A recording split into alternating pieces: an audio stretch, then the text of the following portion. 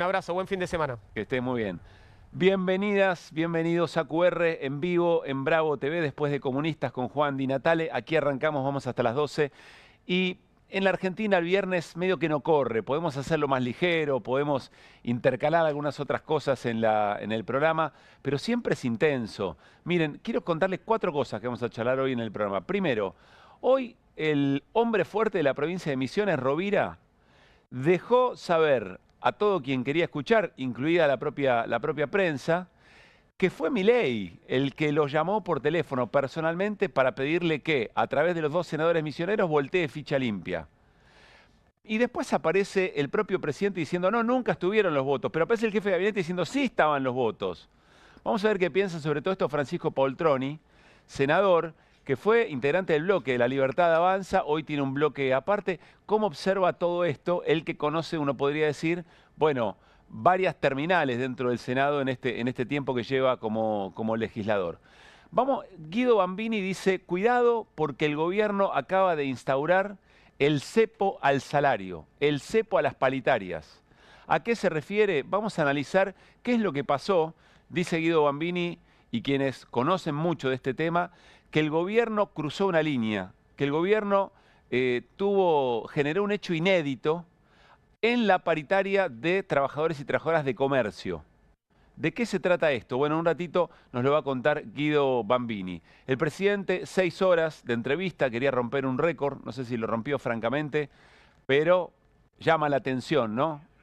Hay algo que no está bien en un presidente que da primero 5 horas de entrevista, después da 6, hasta las 4 de la mañana. Hay preguntas para hacerse sobre eso, pero dentro de las definiciones que dio Milei, dijo que va a ser una obra de teatro, que va a aprovechar su popularidad y va a ser una obra de teatro y que le va a destinar esos fondos al Hospital Garrahan. Ustedes saben, el Hospital Garrahan es un hospital pediátrico, referencia en todo el país, que tiene una administración en parte de la Ciudad de Buenos Aires y en parte del Gobierno Nacional. Es decir, que el Gobierno Nacional tiene cosas para hacer respecto del presupuesto del Garrahan. Hoy les vamos a contar cómo está el Garrahan. ¿Quieren que les adelante algo? Se está vaciando. ¿De qué? De recursos, de material sí también, pero se está vaciando de médicos y médicas. Después les vamos a contar por qué les decimos esto y por qué el presidente tendría un montón de herramientas antes de ir a hacer una obra de teatro para colaborar con el Hospital Garrahan. Y finalmente lo que charlábamos con Juan Di Natale recién, ¿no? El presidente denuncia a periodistas, formaliza denuncias a periodistas, a Viviana Canosa, a Carlos Pañi y a Ari Lijalad. Y acá hay varios problemas que los vamos a charlar, por supuesto, hoy también en QR.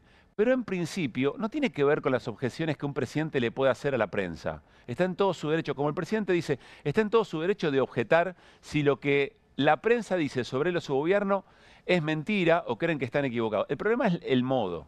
El problema es que descarga violencia, ira, maltrato y que tiene una doble vara ostensible. Porque uno podría hacer también un listado de aduladores, de personas que cuando le entrevistan al presidente no le repreguntan lo que le tienen que repreguntar, le tiran centros a la cabeza y ratifican, aún sin datos, lo que el gobierno o el presidente sostiene en términos de política social, política económica, convivencia democrática. Ahí hay un problema y además, como decía Juan Di Natale, es el presidente y está habilitando, es un mensaje habilitante al odio, es un mensaje habilitante a la violencia y no tiene que ver solamente con el periodismo, aunque el periodismo también está muy vinculado a un derecho fundamental, que es el derecho a la libertad de expresión. Así que todo esto, para viernes es un montón, dirán ustedes, tienen razón, viernes por la noche, pero de todas maneras vamos a hacerlo bastante llevadero, como siempre, aquí en QR y con todo el equipo. Las voces del día y arrancamos.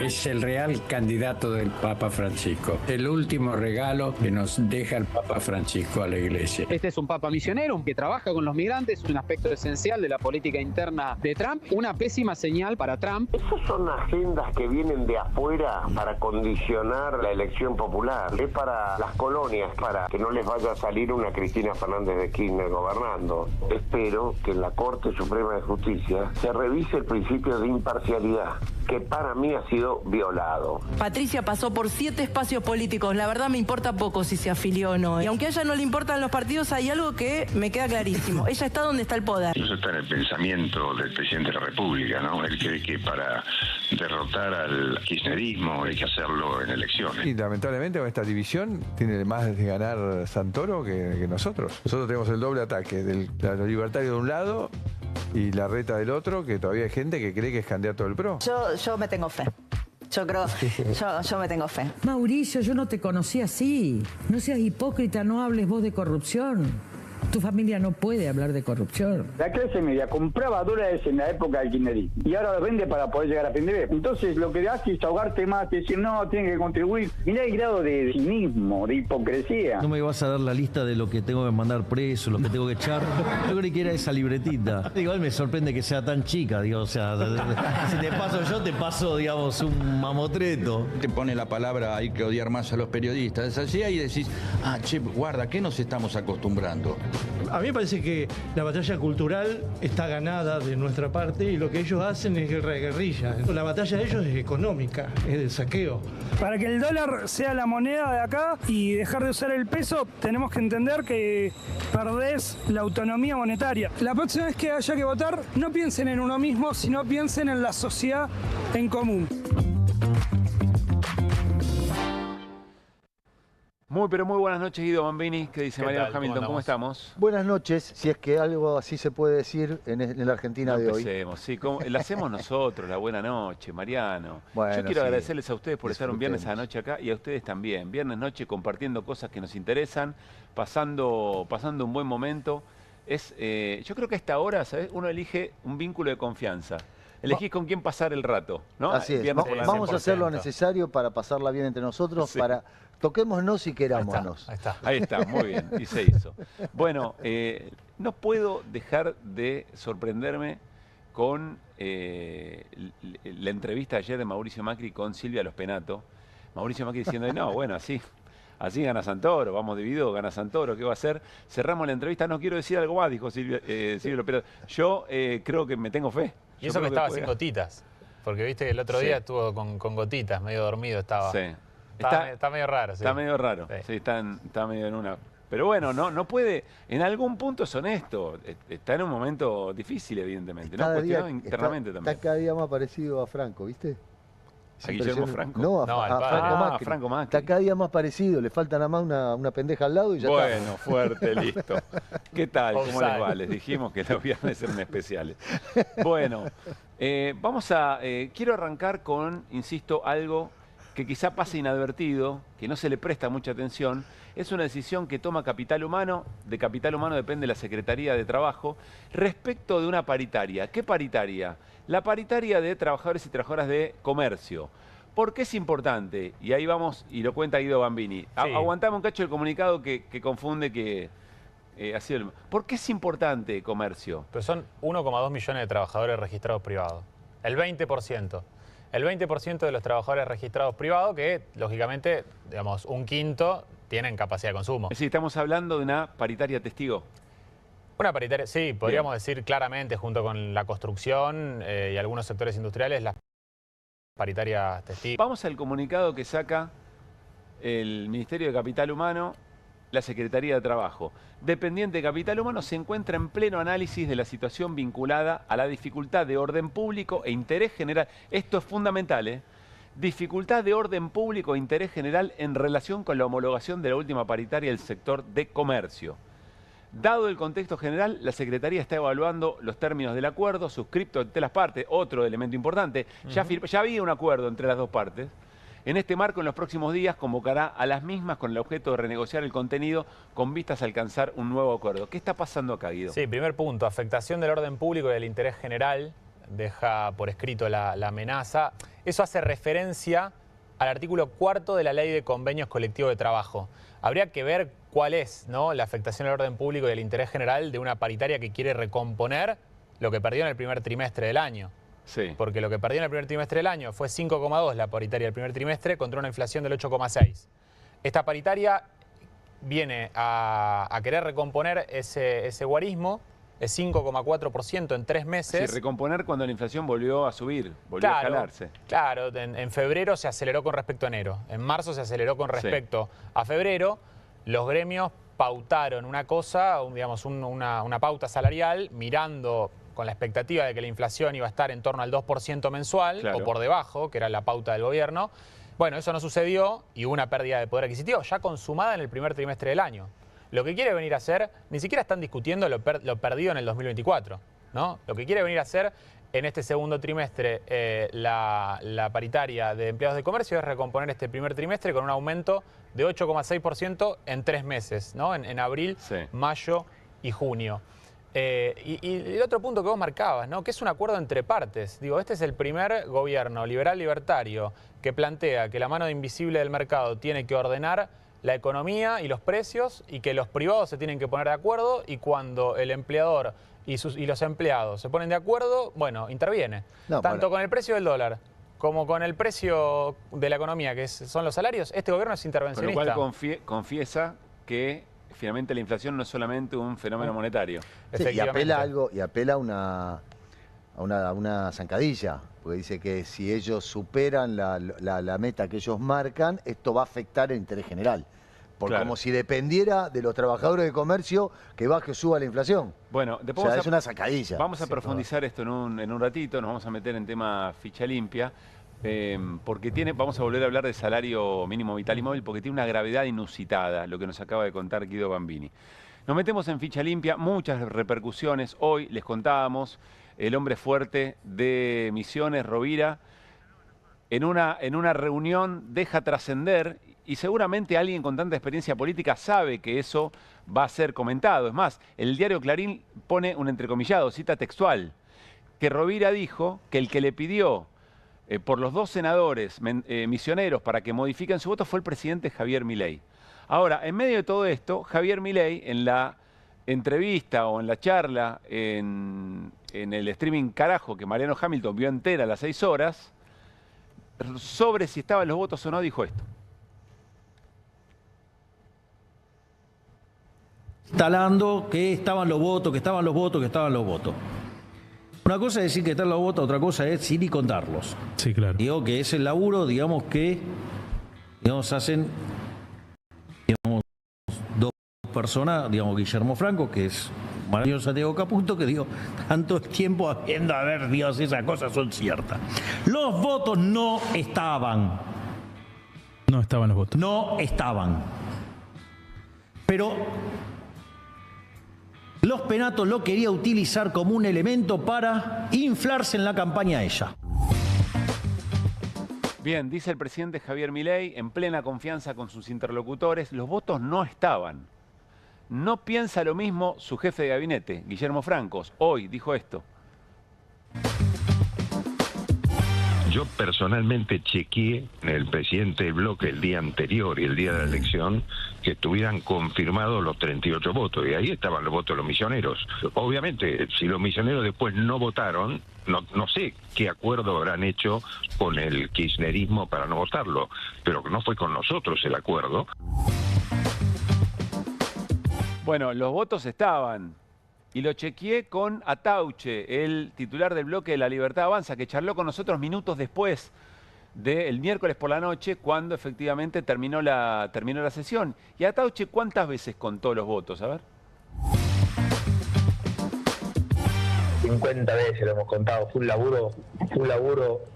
Te lo digo, yo soy el jefe del bloque y el bloque trabajamos, tengo una indignación y una decepción por lo que ha pasado. Vos imaginate, independientemente de lo personal, independientemente como argentino ver esto, pero además es ver una vez más cómo no tienen las cosas hechas, armadas, listas para que salgan las cosas bien y se te dan vuelta en un minuto y rompen todo. La casta tiene una capacidad de operación que es insólita realmente.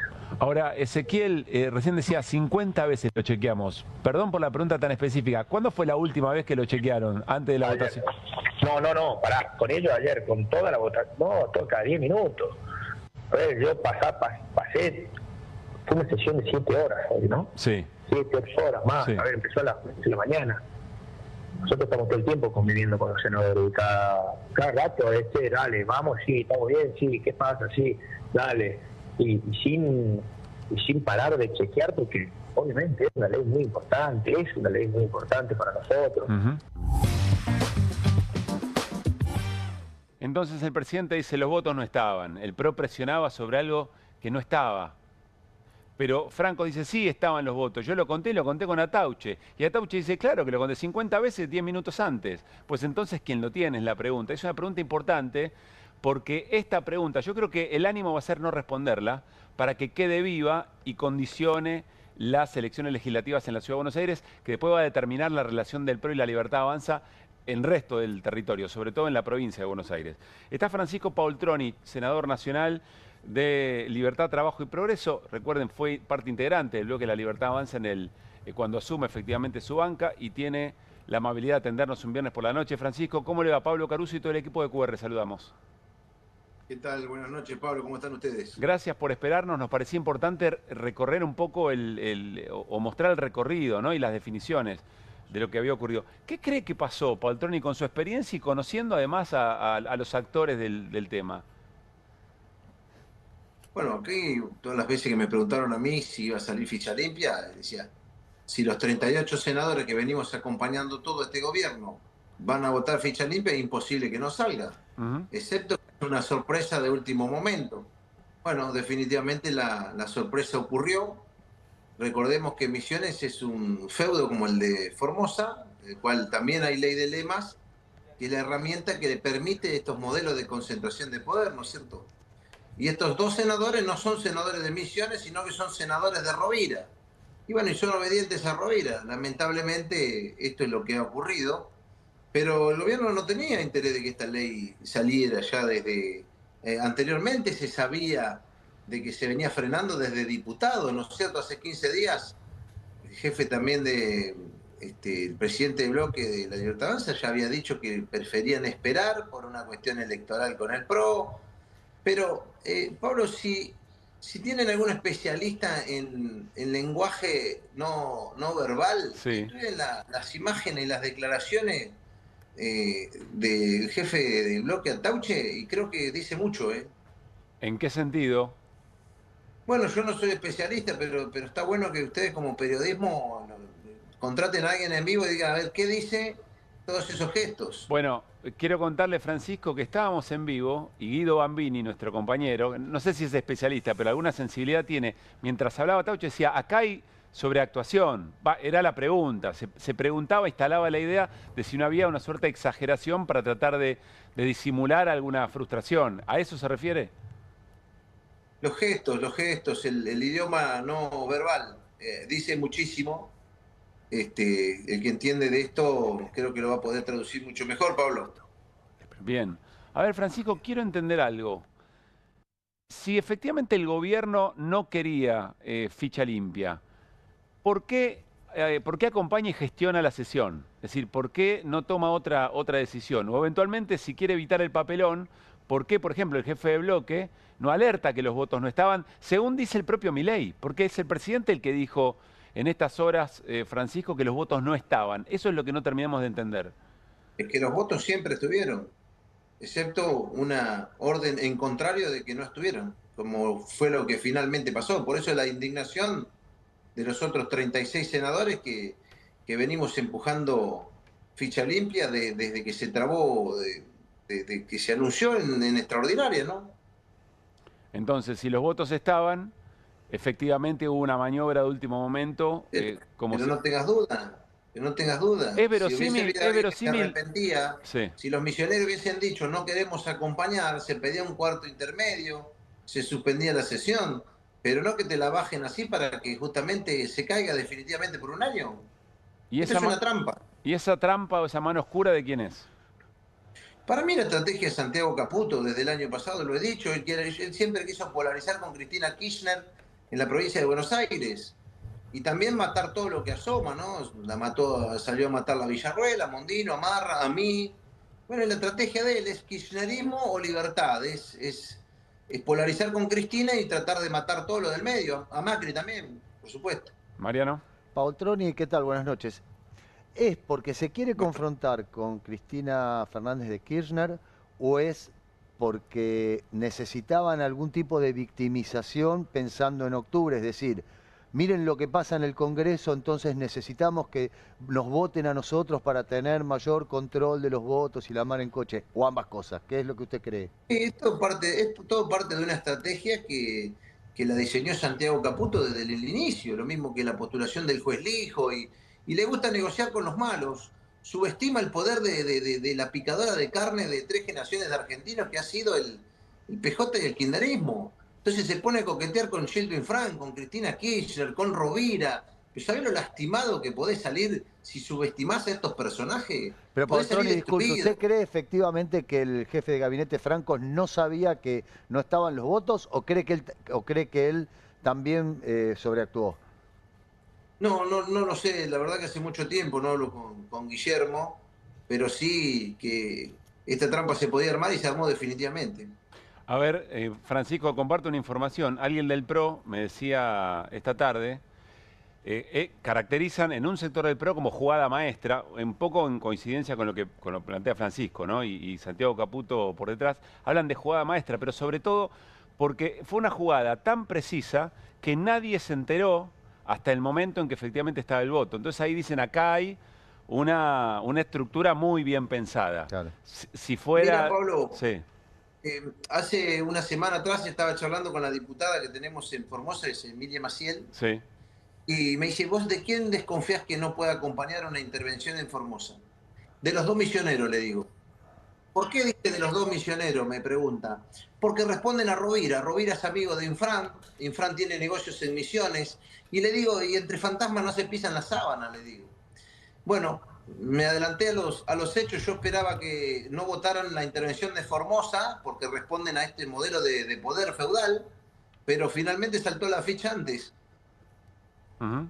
Francisco, en otra entrevista en estas horas, volvió a insistir con la figura de Santiago Caputo como si no estuviéramos dimensionando de lo que es capaz o el poder que tiene. Poder total. El mismo presidente reconoció que estaba por encima de Guillermo Francos. Lo dijo el presidente de la Nación. Por eso, yo creo que el presidente todavía tiene una oportunidad con Formosa. Si realmente vino a luchar contra la casta, bueno, que intervenga Formosa. Ahora se va a votar convencional constituyente, Pablo. Yo voy a pedir licencia en el Senado, me vengo a postular de convencional constituyente para evitar que Gildo Infran vuelva a hacer trampa en la Constitución Nacional.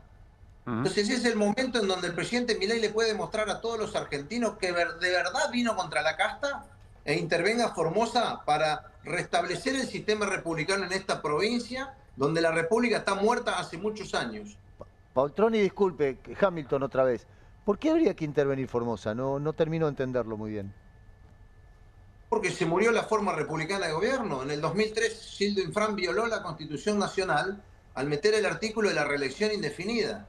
Entonces, cuando vos sacás los contrapesos de la República, que es alternancia de poder y división de poderes, murió la República. Vos tenés una sola persona que tiene el control del poder total y absoluto.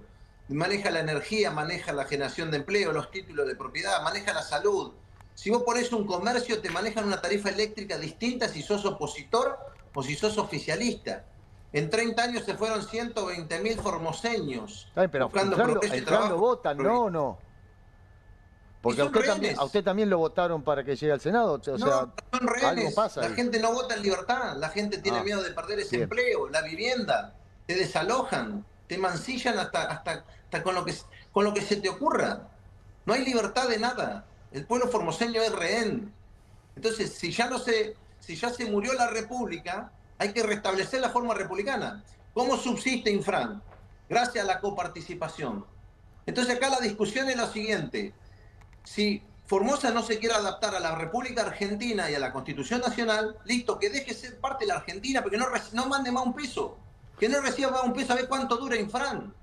Y no dura ni 15 días. Francisco, ¿se entiende? Tengo una última pregunta. Cuando vuelvan a encontrarse con los misioneros semana que viene o cuando vuelva a haber sesión en el Senado, ¿cómo cree que va a ser ese vínculo?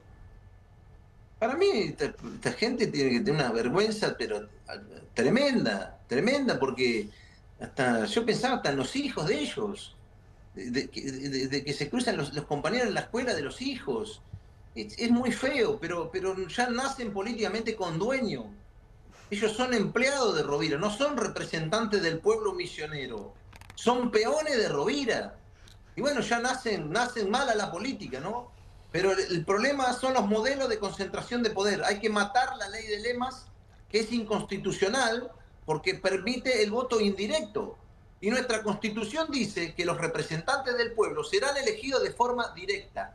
Bueno, Rovira, como Gildo Infrante, mete 100 colectoras y saca el 70%. Es el mismo sistema que usó Santa Cruz Kirchner, Zamora en Santiago del Estero. Bueno, hay que terminar con las trampas que han llevado a este empobrecimiento a todo el país. Francisco, gracias por el rato, que esté muy bien. Que tengan buenas noches. Bueno, allí Francisco Paultroni, que le apunta directamente a la figura de Santiago Caputo en negociación con Rovira. Para él, los votos estaban. Paultroni dice, los votos estaban. Los votos estaban y algo ocurrió. Bueno, eso que ocurrió, dice Rovira, hombre fuerte de la provincia de Misiones, el gobernador es Pasalacqua. Hoy en una reunión hay una nota del diario La Nación, pero no solamente el diario La Nación, una nota del diario Clarín al mismo tiempo. También es curioso que estuvo arriba en los portales durante todo el día, que lo que sostienen es que efectivamente allí hubo una reunión de Rovira con sus allegados, con funcionarios, reconocimiento a los senadores misioneros y que deja entrever que Milei, que el presidente Javier Milei lo llamó en persona para pedirle que volteen ficha limpia. ¿Qué derivaciones tiene esto? Bueno, se verá dentro de 9 días, me parece, en las elecciones en la Ciudad de Buenos Aires y a partir de ahí cómo queda la relación Macri-Milei muy desgastada, en lo vincular, les diría más que en el peor momento. Bueno, se observa en las declaraciones de cada uno, ¿no?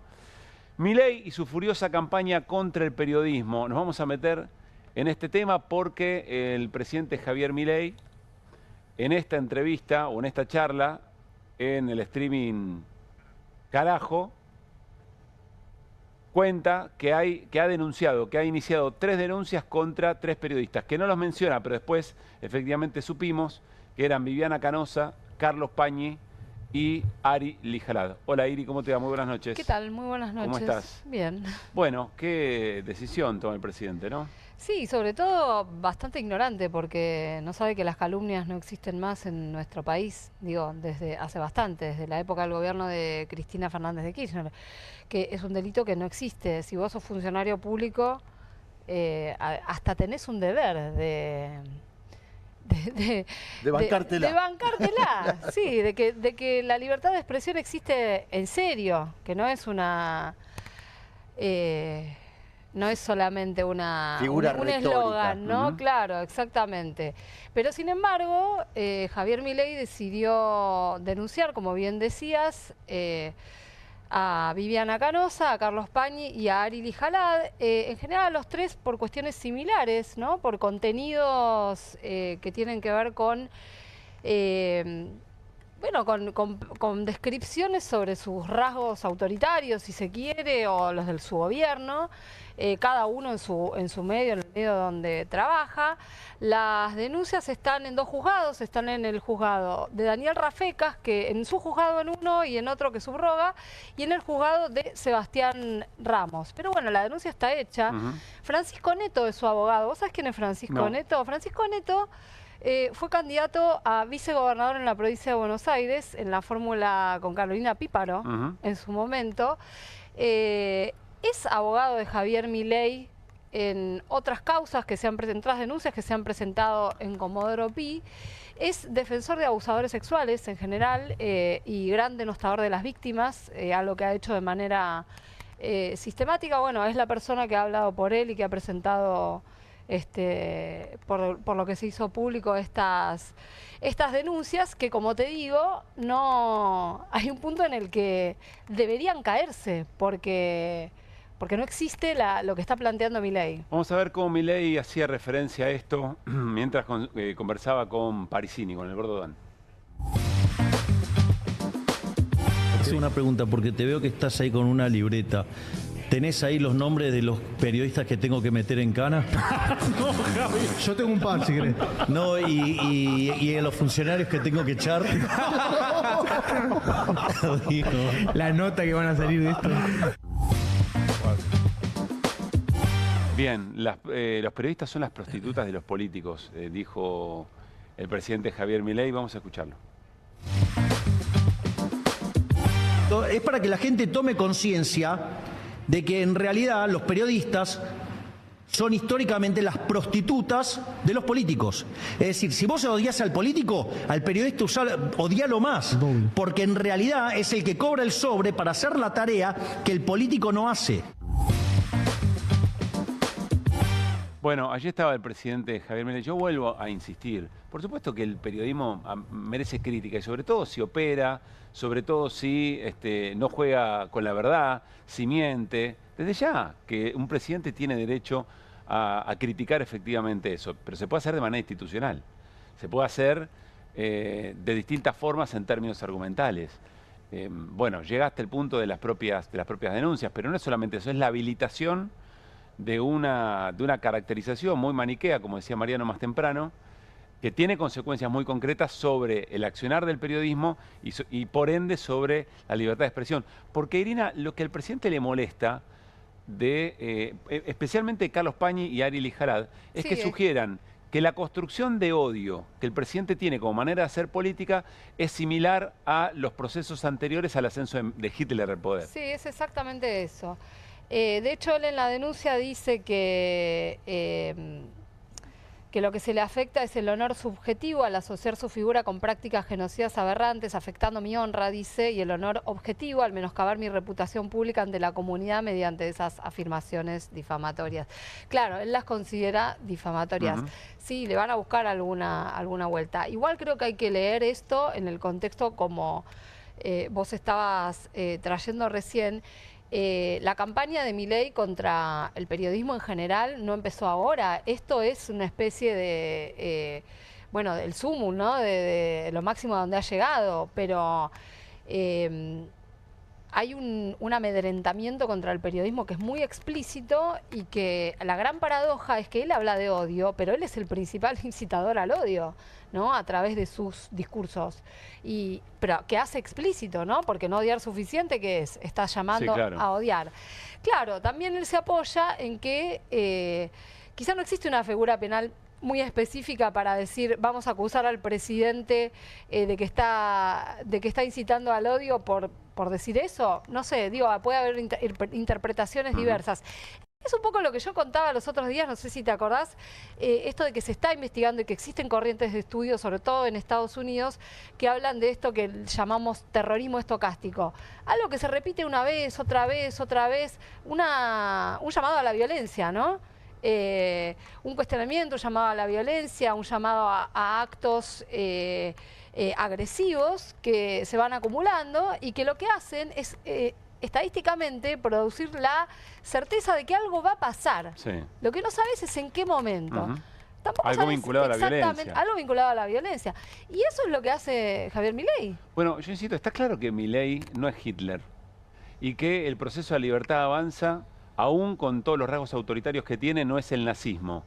Lo que pasa es que esa figura en la historia nos permite revisar qué cosas pasaron cuando se utilizó el odio como manera de construir política. Este es el punto, me parece clarísimo. Y nos está alertando sobre algo. Él lo que hace es dar vuelta la narrativa del odio, intenta dar la vuelta, pero es muy grosero lo que hace, porque además es explícito ya a esta altura. Si hay una frase, la gente no odia lo suficiente, ponele periodistas, ponele políticos, sindicatos, lo que fuere. La gente no odia lo suficiente y está invitando a que se odie más. Bueno, a mí me parece clarísimo, supongo a nuestra audiencia también, pero es un problema aún más serio, porque además, Iri, tensiones de gobiernos, tensiones de poder político, con el periodismo hubo siempre. Sí, por supuesto. Y se quieren comparar algunas situaciones, yo lo entiendo. Ahora, que un presidente con una mano en el corazón, que un presidente diga las cosas que dice, no lo vimos nunca. No se insulta. No se acusa de cualquier cosa, de ensobrados, de lo que sea, ¿no? Además, todo en base a la nada, ¿no? Es solo para crear una figura una figura, bueno, justamente que sea objeto de desprecio por parte de la ciudadanía, ¿no? Pero lo hace, y esto que te digo, de manera sistemática. Lo que pasó con Roberto Navarro no fue aleatorio, por eso yo te digo, en algún momento pasa. A Roberto Navarro en la vía pública, en realidad en un lugar público. En un lugar público, bueno, le pegaron una trompada desde atrás que lo tuvo internado un par de días. Pero además yo creo que hay algo que explica esto, porque la pregunta que nos hacíamos, que nos venimos haciendo hace muchos días es si esto es planificado o no, ¿no? Yo no tengo, ¿Vos tenés alguna duda? Yo no tengo ninguna duda, pero sí tuve la pregunta en algún momento. A esta altura del partido no tengo ninguna duda. Que es planificado. Que es planificado y que además sí tiene que ver con un intento de silenciar. O sea, puede parecer una pavada lo que estamos diciendo, una cosa obvia, pero sí tiene que ver con un intento de silenciar, sí tiene que ver con que el gobierno no quiere que se cuenten datos, que se cuenten certezas, que se cuenten verdades. O sea, no, cada vez que sale un periodista a decir algo, del orden que sea, ¿no? A contar qué hay detrás del acuerdo con el Fondo Monetario, cuáles son los datos reales de pobreza. Además vos tenés, como gobierno, tenés todas las posibilidades habidas y por haber. Si querés podés llamarte a una cadena nacional para mostrar los datos que desmienten algo que haya dicho algún periodista. Pero hay un problema, que es que este gobierno usa datos falsos. Este gobierno utiliza datos falsos de manera sistemática. Entonces le molesta que se difunda la verdad, que se conozca la verdad, que la transmitamos los periodistas. Ni siquiera en el caso de los economistas, yo insisto, entendamos que esto no es corporativo, ¿no? El gobierno es el que está obsesionado con este tema y acaba de erradicar una denuncia. Pero pensemos en los economistas, Guido. Ni siquiera, bueno, pero más allá de los datos falsos, el 17.000%, con solo plantear una duda respecto del esquema económico del gobierno, el gobierno ya sale desencajado desde Mandril hasta Conochantas, pasando por todo el resto de las calificaciones. Pero las palabras tampoco son aleatorias, no son palabras azarosas, son palabras elegidas. Cuando hablas cuando usa la palabra mandril, está hablando de algo que tiene una connotación sexual y de subordinación, de sometimiento, de eso está hablando. Cuando utiliza la palabra domar, está hablando de situaciones de generar sometimiento. Y eso es lo que eso es lo que celebrar. Se lo celebró Adorni la semana pasada. Habló de domar en el debate. Bueno, pero son palabras, esas palabras son las que van construyendo nuestra realidad actual. Y por eso las machacan en forma sistemática y permanente. Pero son palabras peligrosas, son palabras muy... performativas, dijo Jorge Fontevecchia aquí. Bueno, es una buena... Generan acción. Generan acción, exactamente. Generan acción, pero generan opinión, generan clima, generan humor social. Están ahí al límite. Bueno, pero eso es lo que se busca, ¿no? Eso es lo que se busca. La construcción bueno, de cierto humor social. Están al límite permanentemente. María. Y concluir que sí es algo pensado y planificado. Yo suscribo lo que dice Irina, es algo planificado y pensado. De hecho, ayer en Carajo lo dijo. Y lo dijo con mucha precisión. ¿Te viste las 6 horas de la Sí, vi las 6 horas, pero por trabajo, no pues soy masoquista. No es que me pego con látigos y después veo Carajo. No, lo vi por trabajo porque quería aportar a este programa. Sí, está muy bien. Me vi las 6 horas, estoicamente. Pero hay un momento en donde él dice que hay 3 patas, él está peleando en 3 flancos. Él habla de la batalla cultural, habla del músculo político que tiene que tener su fuerza política para avanzar con las reformas que quiere hacer, y habla de la gestión sólida. Habla de las 3 patas. Dice, si yo hago una gestión sólida y tengo músculo político, pero no tengo batalla cultural, pierdo. Si yo tengo batalla cultural y tengo músculo político, pero no tengo una buena gestión de gobierno, pierdo. Si yo tengo una buena gestión de gobierno y batalla cultural y no tengo músculo político, pierdo. Él dice, yo necesito dar esas 3 batallas y ganar esas 3 batallas. Entonces, lo dice con mucha claridad. Con mucha claridad. Y eso debo decir que cuando dijo, dije, mira, el diagnóstico que él hace es razonable. Ahora, es razonable y es interesante. Yo creo que, bueno, él no lo dice, pero lo hace. El otro día Claudio Jacqueline nos hablaba de qué busca provocar, ¿no? Colega del Diario de la Nación. Colega del Diario de la Nación, de FOPEA, y vicepresidente de FOPEA, ¿no? Vicepresidente de FOPEA, que nos hablaba de que intenta generar furia también, que nos intenta hacer reaccionar, ¿no? Hay una batalla emocional también, que intenta jugar el gobierno. Anímica, diríamos. Sí, sí, pero muy intenta bien. que reaccionemos. Y que reaccionemos mal, ¿no? Porque reaccionar mal te desarma, te deja sin argumentos, ¿no? Es como, es un poco igual la contracara de del grito también de Milei, ¿no? Que también es la falta de argumentos. Claro. Y en la batalla cultural, me parece que hay un rasgo y que acá es donde se juntan distintos actores, ¿no? Está bien, nos atacan a los periodistas, pero a los colectivos, al colectivo trans, al feminismo, a los sindicatos, como les dice ahora. ¿A la política? Sí, a la política, pero a todo aquello de donde se ve muy claramente la construcción de lazos sociales. Donde hay un entramado. Donde hay un entramado, ¿no? Y ahora, bueno, ¿por qué molesta el Eternauta? Parece, bueno, sí, bueno, molesta por eso. Nos vamos a ocupar de eso porque muchos de los... Si nosotros estuviéramos parados en el mismo lugar de Milei, diríamos algunos aduladores del propio Milei están cargando casi planificadamente, coordinadamente respecto del Eternauta. Ahora vamos a ir sobre eso, ¿no? Yo no quiero decir no voy a decir jamás que Sí. Milei es nazi. No lo voy a decir, no estoy de acuerdo, así que no me denuncien. Yo no soy de esos que piensa esto.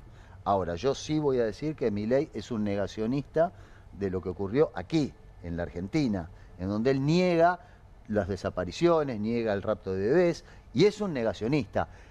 No sé si le va a gustar esto, pero esto es verdad. Si no, que me explique el video que hizo con el Tata Joffre el 24 de marzo. O sea, su gobierno es un gobierno negacionista. Por ahí el holocausto...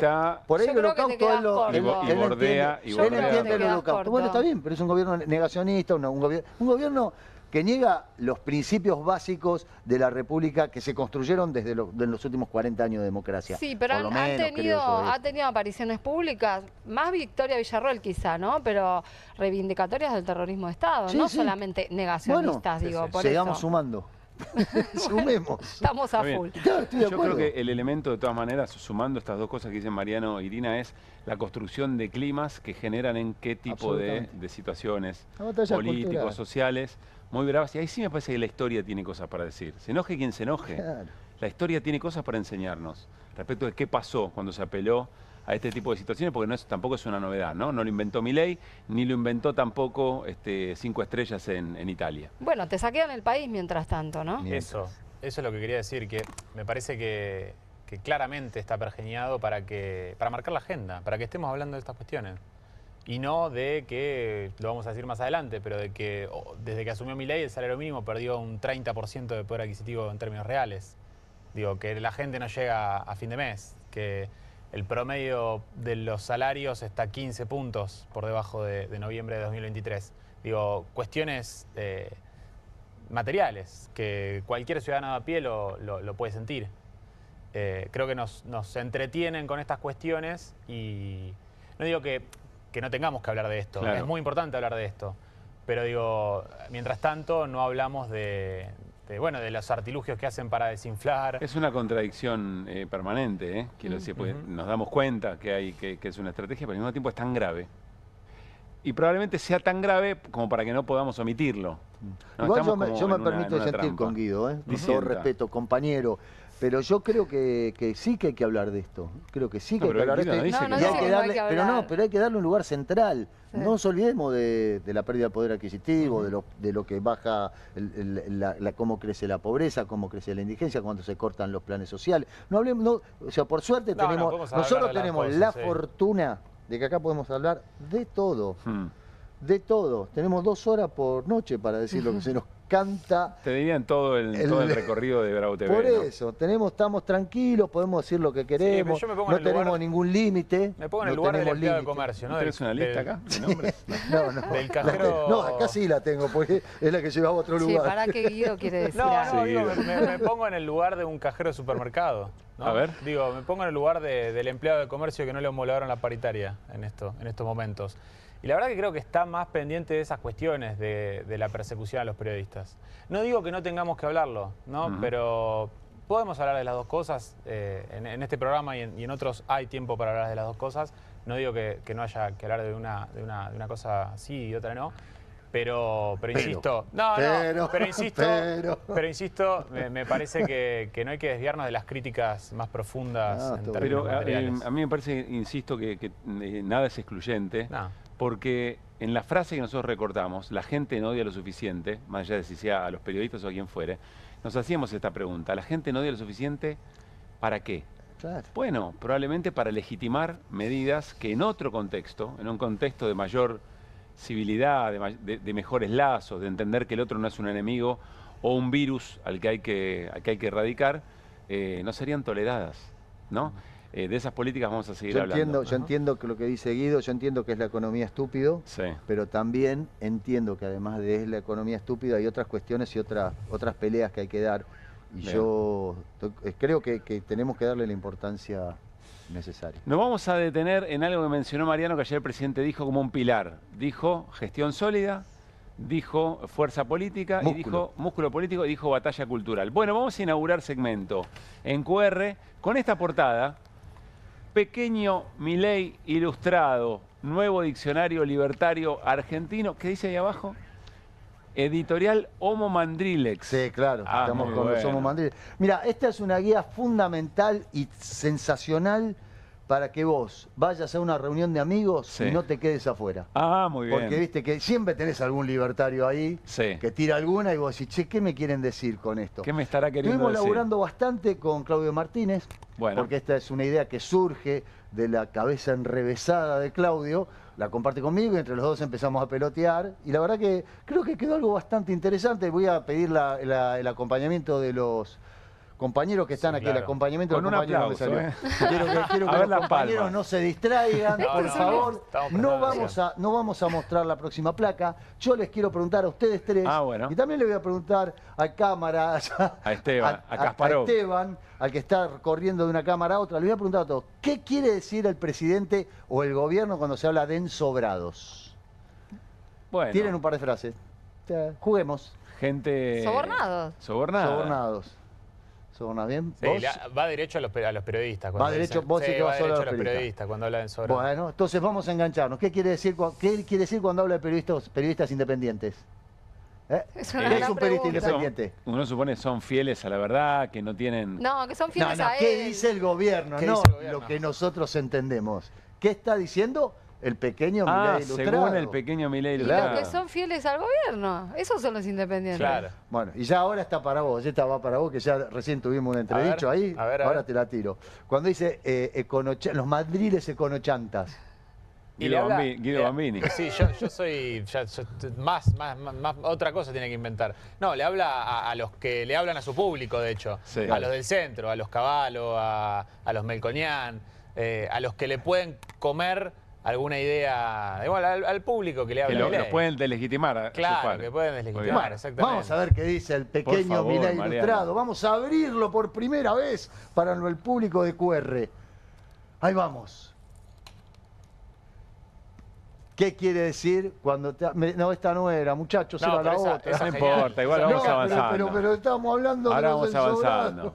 Bueno, ¿qué quiere decir cuando habla de sanear el balance del Banco Central? Se dice de aquel que tiene intención en el gobierno de aumentar la deuda externa. Perfecto. Muy bien, está la traducción. Está la traducción. Flotación. Es un eufemismo o sinónimo gubernamental de devaluación. Bien. Todo marcha de acuerdo al plan. ¿Qué quiere decir esto? Es la inflexión obturada del Poder Ejecutivo que pone en evidencia fracasamos y tuvimos que pedir auxilio al Fondo Monetario Internacional. Cuando leamos MAP, en realidad lo que hay que leer es fracasamos y tuvimos que pedir auxilio al Fondo Monetario. Ahora creo que vamos con los ensobrados. A ver. Vamos con la siguiente. Nueva página.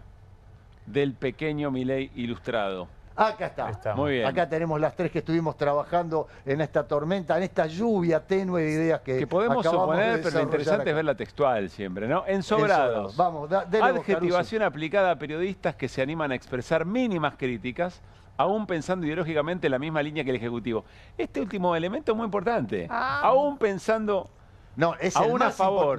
Es el más importante. Está bien. Es el más importante porque... El pequeño Larus ilustrado hace esta aclaración porque el presidente se enoja mucho más con los propios, con los de La Nación Más, los de con Clarín, los que le gustaría que estén del lado de él. Que le a nosotros, ¿qué va a esperar de nosotros? Sí. A nosotros Bueno, igual ni le clavó una sobrado denuncia a nos dice. Lili Jalad. A nosotros ni en sobrado nos Igual dice. a Lili Jalad se come una denuncia. No se va a está comer, bien. pero no se va a comer ninguna pena. Periodismo Vamos. independiente. Siga. Amigos, en general aduladores, que van a comer a la Quinta Olivos. Bueno, está bien. Acá se queda corto el pequeño de Sí. luz porque faltan las óperas. La ópera de los Faltan domingos. las óperas de los domingos, Sí. exactamente, que es algo muy atractivo, muy interesante. Para ser independiente hay que ir a escuchar ópera a la casa Sí, de a la tenés a que ir a Quinta ver. Olivos, los Sí. domingos. Puccini. Mandriles econochantas. Caracterización hacia economistas serios, como Bambini, que plantean dudas concretas. A mí también me interesa que ya con la mínima duda, ¿no? Ya con poner en jaque de alguna manera el plan económico, ya sos mandril o sos economista. Exactamente. Bueno, yo creo que ya para arrancar la sección Yo Pequeño La Luz Ilustrado, Tenemos una más, Mariano. tenemos una Tenemos más. una más. Tenemos una más. Dale. Uno o dos más. A ver, próxima. Ah, esta me encanta. Héroes, según el pequeño Milei La Luz Ilustrado. Sobreestimación presidencial hacia empresarios que fugan dólares. Otra acepción de héroes es referida a diputados amigables que disfrutan de los asados del poder sin papas fritas. No sea cosa, ¿no? Sin papas fritas. Que provoca una situación de una estampida. Bueno, y tenemos la última que es ratas. Las ratas del gobierno, las ratas que estaban antes en el gobierno, las ratas del Congreso. Caruso, Expresión explique. mileísta que refiere a legisladores que intentan hacer su trabajo con seriedad y veracidad. Esta combinación es muy buena. Me gusta porque además, viste, siempre hay palabras que tienen distintas acepciones y está muy bien. Así es. ¿Tenemos una más? Listo, estamos. Bueno, muy buena Bueno, sección. esta es una sección que vamos a profundizar en los próximos días, así que estén atentos. Vamos a ir porque alimentando. Vamos a dar la batalla cultural a este asunto. Es una noticia en desarrollo este diccionario. Sí, Se está sí, escribiendo sí. permanentemente. Sí, todo el tiempo. Ojo que ellos lo escriben permanentemente. Claro. No, pero nosotros podemos criticarlo. No, por supuesto. @programa QR se puede mandar lista para el pequeño Milei Ilustrado, puede haber colaboración. Es buena. De nuestra querida audiencia. Nos vamos a la tanda y al regresar hablamos de la situación de los salarios, definición de salario mínimo vital y móvil y volvemos sobre el salario de trabajadores y trabajadoras de comercio y la advertencia que nos ha seguido Bambini. Cepo a las paritarias, un gobierno que interviene los libertarios más locos del mundo. Ya venimos.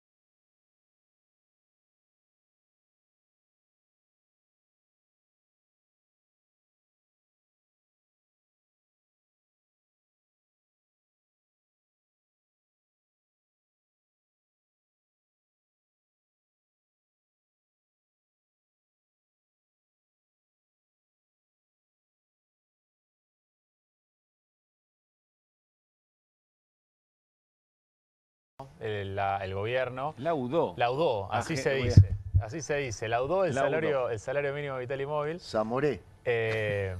Sí, les traigo un término viejo en un cuerpo joven. No, está muy bien. Benjamin Button. Benjamin Button.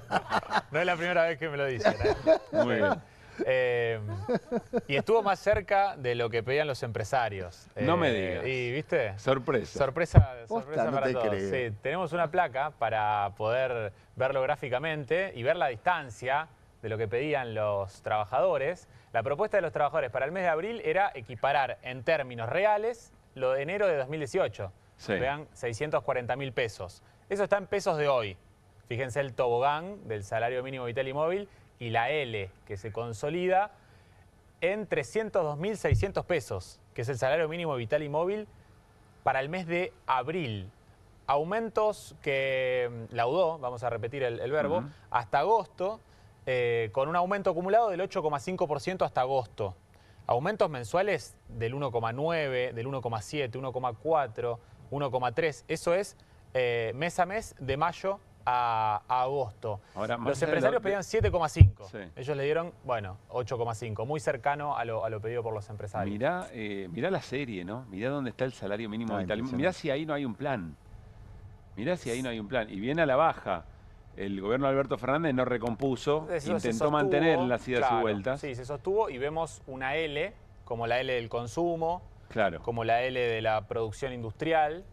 El salario mínimo vital y móvil es un dato muy importante porque se toma en los salarios no registrados y en muchos convenios se toma como referencia. Y además, lo que muchas veces sucede es que quienes, hay muchos empleadores que le terminan pagando a sus empleados el salario mínimo vital y móvil y en negro o de forma no registrada le pagan otra parte importante. Entonces solamente hacen aportes, a la seguridad social por estos 300.000 pesos, ¿no? Después son los primeros, muchos de ellos, en quejarse del desfinanciamiento del sistema de seguridad social. No, y más adelante de las moratorias. Bueno, sí, ni que hablar, y de la moratoria que ya no existe. Pero me parece un dato muy determinante. Es un 30% de poder de compra que han perdido únicamente en estos 16 meses que van del gobierno de Milei. Y tenemos una segunda placa para compararlo con la canasta básica total, con la línea de pobreza. ¿Ustedes qué piensan? ¿Que con un salario mínimo vital y móvil se puede estar por encima o por debajo de la línea de pobreza? Por debajo. Efectivamente, por debajo de la línea de pobreza. No llegás a comprar una. 0,8 canastas básicas podés comprar con 302.000 pesos.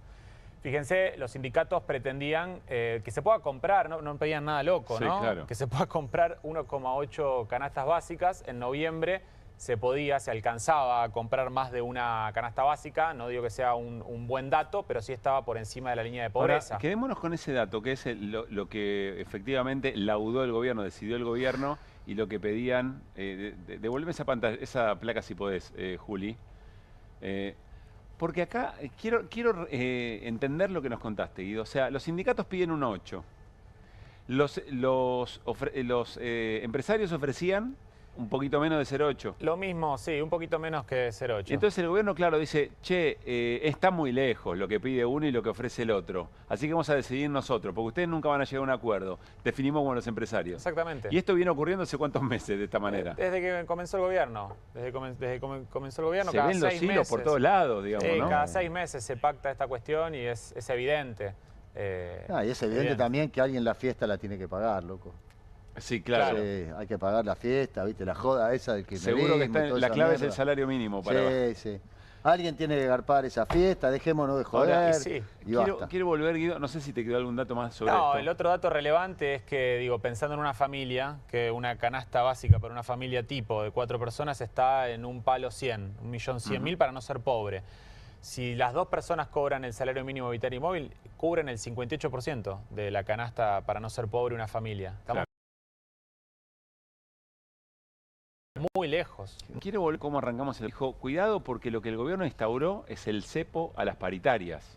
Y se refería a la paritaria de empleado de comercio. Un gremio que, como también nos explicó Guido, es el 20% de los trabajadores registrados, razón por la cual es una paritaria testigo. Podemos volver a compartir el comunicado del gobierno, pero básicamente, ¿qué es lo que dijo, qué es lo que estableció el gobierno sobre esta paritaria?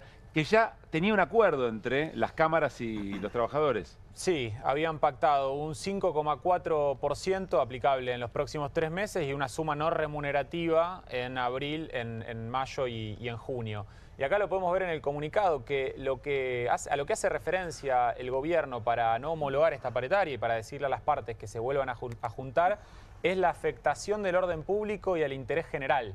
Básicamente es el artículo 4 de la Ley de Convenio Colectivo de Trabajo.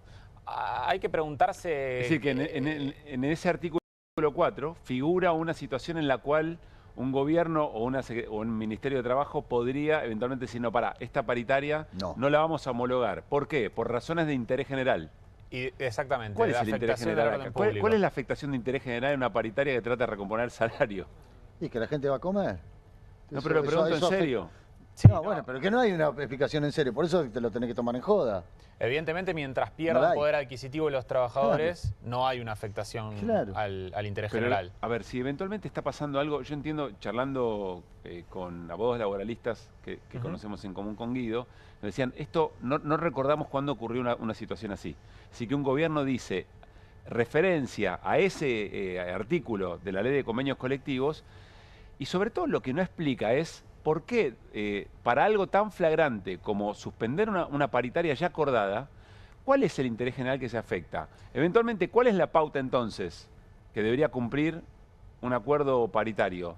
Son todas cosas que no hemos visto, mucho menos de libertarios. No, es que es claramente el ancla. Ellos hablan de 3 anclas, acá digo, ¿Ancla claramente, para qué? El ancla para desinflar, para bajar la inflación. Para llegar a octubre con una inflación relativamente controlada, debajo del 2% mensual. Esa es, a eso hace referencia, ese es el ancla salarial. Que lo podemos ver en el salario mínimo vital y móvil, que lo podemos ver en esta nueva paritaria, en esta nueva homologación de la paritaria de empleados de comercio, que insisto, viene a recomponer lo perdido en el primer trimestre de este 2025. Cuando se disparó la inflación Claro, otra vez. 5,2% acumulado en los primeros 3 meses del año fue la paritaria de empleados de comercio contra un 8,6% que fue el índice de precios al consumidor acumulado en los primeros 3 meses del año. No están pidiendo recomposición, digo, veíamos desde el 2018 la pérdida de poder adquisitivo de los salarios en general. No están pidiendo recomposición de años anteriores, ni siquiera del 2024. ¿Cuándo se entere la CGT de esto, no? Bueno, esperemos. Esperemos que se entere. Ese fue el mejor chiste de toda la noche. Esperemos que se entere. Son malos ustedes, ¿no? Esperemos que se entere. El que dijo eso, él dice algo y nosotros somos los malos. Perdón, es que te interrumpí. Está bien. Ojalá, sí, ojalá se entere. Es una paritaria muy representativa, es una paritaria testigo. ¿Qué se hubiera dicho de un gobierno de otras características? Pónganle peronista, si se intervenía de esta manera respecto a un acuerdo salarial, un acuerdo paritario. La República está en peligro. Y sí, la República está en peligro. Las instituciones están flaqueando. Y no es la única intervención tampoco. Ayer lo marcaba Lecher. ¿Cuál es más? No, y la intervención con las automotrices, pidiéndoles que no aumenten como pretendían. La intervención para que los supermercados no convaliden los precios de los aumentos de las alimenticias. Acá vemos que efectivamente el vuelto para que no convaliden los aumentos de las alimenticias fue que no se homologue esta paritaria. Diferentes intervenciones, desde el tipo de cambio hasta algunos precios, como bienes durables o supermercados, y también el salario. Distintas anclas, insisto, en la principal bandera, el principal eje que tiene el gobierno, el principal relato que tiene el gobierno para las elecciones de octubre es: llegamos bajando la inflación. ¿Pero no es un fenómeno monetario? Bueno, la gran paradoja libertaria, ¿no? De que en todo momento y lugar es un fenómeno monetario. Pero bajar la inflación, pero si la plata no te alcanza...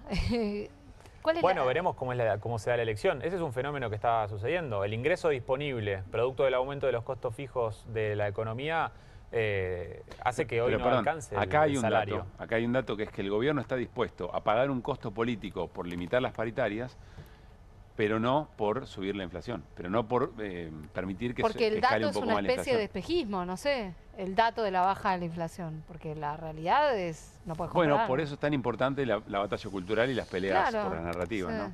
Bueno, hablando de todo esto, otra vez, estamos llenos de datos, estamos llenos de información que contrarrestan lo que plantea el gobierno. En cualquier momento nos cae una denuncia. Casi se podría declarar ilegal perfectamente QR. Ayer el presidente de la Nación, es muy serio esto, aunque no parezca, Ayer el presidente de la Nación, en esas 6 horas, en el streaming Carajo, planteó que estaba preparando una obra de teatro. Una obra de teatro en la que se iba a enjuiciar al capitalismo y él iba a interpretar un abogado defensor del capitalismo. Y que con su personalidad, con lo que a él se lo conoce, iba a poder generar tanta recaudación para donársela al Hospital Garrahan. Vean cómo lo decía. No sé si en la historia del mundo habrá un economista, digamos... Vamos a hacer otra. ¿Ah, sí? Sí, vamos a hacer ¿Como otra. presidente? Que se llama... sí. Vamos a hacerla que se llama Juicio al Capitalismo. Y básicamente yo voy a ser el abogado defensor del capitalismo, Zucca va a ser del fiscal que acusa, y va a haber un tribunal y un juez.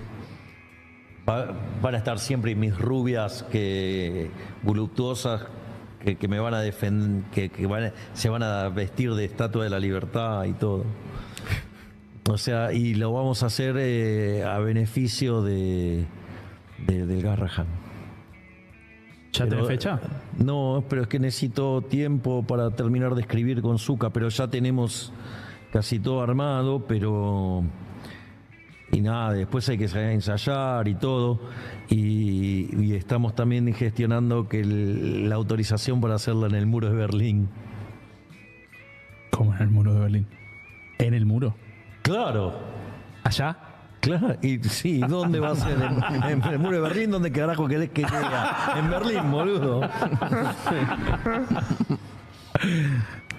Qué bárbaro. Y nada, y recaudar fondos para el Garrahan. Yo banco la repregunta de ser de las únicas que aparecen de Parisini, el gordo Dan. Respecto de, ¿en dónde? ¿En Berlín? Allá le digo. Lo que le está diciendo es de qué, ¿me estás hablando en serio? ¿De qué estamos hablando? Bueno, muchas cosas podríamos decir sobre esto, ¿verdad? Me imagino. Pero nos comunicamos con trabajadores y trabajadoras del Hospital Garrahan para preguntarles en qué situación estaba el Hospital Garrahan. Porque recuerden ustedes, ahora lo vamos a precisar, pero hay una administración que le corresponde, una parte que le corresponde a la Ciudad de Buenos Aires y otra al Estado Nacional. Y cuando comentamos y preguntamos cómo estaba, o qué era lo más urgente en el Hospital Garrahan, nos enviaron esta foto. Miren qué gráfico que es esto, muy gráfico. Estamos viendo personas y sus nombres tapados, por supuesto, y fíjense lo que está subrayado en verde fluorescente, dice renuncia.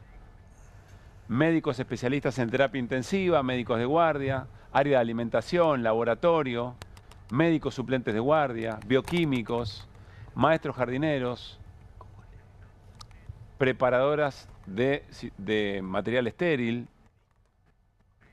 médicos especialistas en ortopedia, especialistas en terapia intensiva, todos renuncias. Esta es la situación del Hospital Garrahan, que seguramente se va a salvar con la recaudación de un presidente que va a hacer una obra de teatro en Berlín con mujeres pulposas interpretando a un abogado defensor del capitalismo. Está en línea Norma Lezana, secretaria general de la Asociación de Profesionales y Técnicos del Hospital Garrahan, que como ustedes saben es un hospital de referencia pediátrico. Norma, soy Pablo Caruso con todo el equipo de QR. ¿Cómo estás? ¿Cómo estás, Pablo? Muchas gracias por el llamado y saludos a todos. Muchas gracias. Allí. Gracias por atendernos. Disculpas que nos falló el Zoom, pero nos parece muy valioso, aunque sea telefónicamente, la charla. Norma, en principio, confirmanos esto. ¿Es una administración que comparten Ciudad de Buenos Aires y Nación, el Garrahan? Sí, 80% está financiado por presupuesto, o sea, por Nación, y 20% por la Ciudad de Buenos Aires. O sea que si el presidente tuviera un interés genuino para mejorar las condiciones del Garrahan, podría tomar alguna que otra decisión desde sus políticas públicas. Sí, por supuesto. La verdad es que es bastante ofensivo ver este circo, ¿no?, del presidente Milei, desde todo punto de vista, ¿no? Los comentarios machistas que la verdad no tienen lugar, y además habla de una obra de caridad para un hospital que lo que necesita es un presupuesto acorde a la función clave que cumple en la salud pública, ¿no? La verdad que nosotros estamos muy preocupados, vos lo decías, es muy serio este tema, no es para bromear con el Hospital Garrahan. Nosotros estamos tomando fuerza entre todos porque es así el goteo y es muy triste pensar que son profesionales, trabajadores del hospital que hace muchos años que están, primero que los profesionales se han formado en la universidad pública, se han seguido formando en los programas de residencia en nuestro hospital y se han perfeccionado en lo que es la alta complejidad en pediatría. El 60% de los chicos que nosotros atendemos no tienen otra cobertura que el sistema público de salud, pero además se atiende un 35% de chicos y chicas que tienen obra social. Y no han bajado las estadísticas del hospital, con lo cual lo que está pasando es que los equipos, así como van quedando con este goteo de personas que se van yendo porque los sueldos son de miseria, bueno, se van sobrecargando con la demanda permanente que tiene el hospital. Claro. Las 600.000 consultas por año siguen. Y bueno, el otro día yo conversaba el domingo a la noche con un médico de la guardia, de la terapia intensiva, ¿no? De estos jóvenes, ¿no? Que yo digo, tienen 40 años y todo un recorrido y están teniendo que elegir irse, ¿no? Del hospital. Y él me decía, mira, el hilo es muy simple, el razonamiento. El hilo se corta por lo más delgado, que es lo siguiente, ¿no? Yo puedo ahora recibir un chico con una ACV porque tengo neurocirujano que lo opere ya. No es solo que tiene el quirófano, la cama de terapia intensiva, sino que está todo el equipo que puede recibir ese chico que viene de todos lados del país. Si eso se corta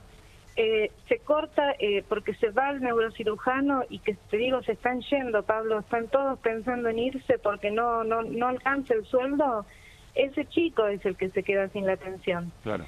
Entonces, eso es lo más triste que está pasando, ¿no? Y la verdad es que los más grandes, los que ya hace muchos años que estamos en el hospital, vemos ese deterioro con mucha preocupación y lo que encontramos son paredes que no escuchan, funcionarios que aplican un ajuste feroz, criminal, en un hospital que funciona, ¿no? Que tiene 37 años de historia y que todo el mundo se emociona de agradecimiento cada vez que una vida se salva allí. Y nosotros la verdad que desde el equipo de salud lo que estamos sacando a la luz es un SOS por este hospital, por este equipo de salud, por estos chicos que necesitan la atención y que no la van a tener, Pablo. Norma, Mariano Hamilton sí. quiere hacerte una pregunta. Norma, Sí, ¿qué tal? Buenas noches. ¿Qué terapias tambalean, o por lo menos si tenés registro en este momento en el Garrahan? Todas las terapias, porque claro, porque vos viste ahí que se va desgranando, es un goteo permanente, masivo, y se van desgranando los equipos de salud. Y en el hospital, la manera como nosotros atendemos es interdisciplinaria, entonces son equipos interdisciplinarios que se van desgranando. Claro. Y está todo como muy entrelazado y entrecruzado, ¿no? Cada paciente tiene un enlace con, por ejemplo, bueno, volaron la residencia de trabajo social.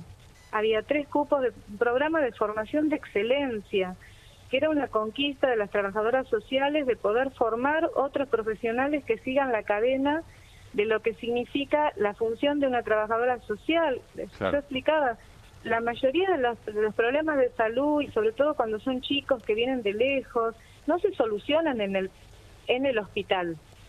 Es vincular ese chico desde afuera hacia el hospital. Y ahí es el trabajo, ese trabajo lo hace la trabajadora social, no hay otro profesional que lo pueda hacer. Claro, claro. Norma... Y después vincularlo de vuelta a su casa. Claro. Y el ministro de Salud dice que no se tienen que formar en el hospital. de alta complejidad las trabajadoras sociales. Entonces hay impericia, hay desconocimiento, hay crueldad de parte de un gobierno que la verdad, bueno, nosotros apelamos a la sociedad, a la comunidad. En este SOS, el 21 de mayo vamos a hacer una cadena humana rodeando al hospital y estamos convocando a todo el mundo y haciendo una campaña en defensa del hospital. Estamos muy Reiteremos preocupados. esto, Norma, ¿cuándo va a ser esta acción? 21 de mayo a las 12 del mediodía. Y todo este tiempo, por eso te agradezco muchísimo el llamado. El salario bajó, bueno, como la mayoría de los trabajadores, ¿no? Pero es un 100% menos. Un médico de guardia, pasaron 290 chicos solo en febrero por la sala de reanimación del Hospital Garrahan. Claro. Y ahí están los médicos de guardia que ganan 7.000 pesos la hora. Un médico que es pediatra, que es además emergentólogo y que está 42 horas semanales en el hospital más la guardia y gana 7.000 pesos la hora. Y entonces o se queda y está completamente, no llega a fin de mes, ¿viste? Norma, no alcanza ese yo sueldo. creo Sí. recordar en Desiguales hace unos años, tratamos con Luli el triple trasplante, si no me equivoco, corregime, se hizo en el Garrahan. Sí, sí, y como esos milagros todo el ¿Se tiempo. acuerdan que salió en todos los diarios? Era realmente un milagro hecho por médicos de hospitales públicos, coordinando una enorme cantidad de situaciones para que 3 personas distintas, lamentablemente, que fallecieron, pudieran coordinar ese triple trasplante a otras personas, pibes, y salvarles la vida. Digo, porque mencionabas en el arranque y tratábamos de dar cuenta, por si alguien no lo sabe, eventualmente Mario Lugones quizá, ¿no? Debería saberlo, el ministro de Salud. La importancia que tiene efectivamente la referencia que significa el Garrahan y la calidad de profesionales que ahí trabajan. ¿Qué fecha fue, Juli, me decías? Septiembre del 2023. Reiteremos, el 21 de mayo a las 2 de la tarde, ¿en dónde, Norma? A las 12, en la... a las 12. Sí, por la entrada de combate de los pozos. Bien. La verdad es que necesitamos ayuda y bueno, si esto se difunde y la comunidad, nosotros estamos seguros que la comunidad no quiere esto y rotundamente tenemos que salir ahora a defenderlo antes de que sea tarde, ¿no? No se puede esperar. Es la defensa, bueno, no solo del Hospital Garrahan, está todo el sistema público. Bueno, veremos, Norma, si el presidente ofrece una función gratuita quizá en ese 21 de mayo de la obra que está preparando. Quizá Yo le pediría al presidente que no abuse de la nobleza de los trabajadores, no, la verdad es que ofende con lo que dice alegremente cuando uno ve que la vida de los chicos y chicas corre en peligro por sus políticas públicas llevadas a cabo por Lugones, los funcionarios que están hoy en el hospital y que en lugar de ponerse de la vereda de donde nosotros estamos a gritos pidiendo que se proteja a este hospital y a toda la salud pública, bueno, bromea de esta manera como si no importara nada. La verdad es que es bastante ofensivo. Norma, muchísimas gracias por este rato. Un gran abrazo y seguimos atentos al tema. Te mando un abrazo grande y Gracias, Norma. Bueno, estamos charlando con Norma Lezana, secretaria general de la Asociación de Profesionales y Técnicos del Hospital Garrahan. Yo pienso de tanto en tanto, cuando hablamos de salud pública, el prestigio que tuviera Mario Lugones, ¿no? Qué decisión de dilapidarlo de esta manera, más allá que él evidentemente tiene una vocación mayor por la salud privada, pero sos ministro, No, pero sos ministro de salud. Es un buen sanitarista. O sea, es como vos decís, yo no termino de comprender demasiado la decisión, la verdad. Hay una problemática en la decisión del propio Lugones. Sí, la decisión de Lugones, yo no la termino de entender. Hay una problemática en la salud pública que es demoledora. Cuento un caso más, de una situación más que se está dando. Bueno, todos saben lo que es el CUT, ¿no? El Certificado Único de Discapacidad. Bueno, los CUT tienen un vencimiento. O sea, tu CUT dura 5 años, entonces ese vencimiento, vos lo que tenés que hacer es renovarlo, porque de eso depende que vos accedas a la medicación, accedas a las terapias, accedas a todo ese sinnúmero de prestaciones que vos necesitás cuando tenés un certificado de discapacidad. Bueno, vos vas, pedís el turno y te lo dan para septiembre, para octubre, para noviembre, porque no hay médicos que hagan el diagnóstico.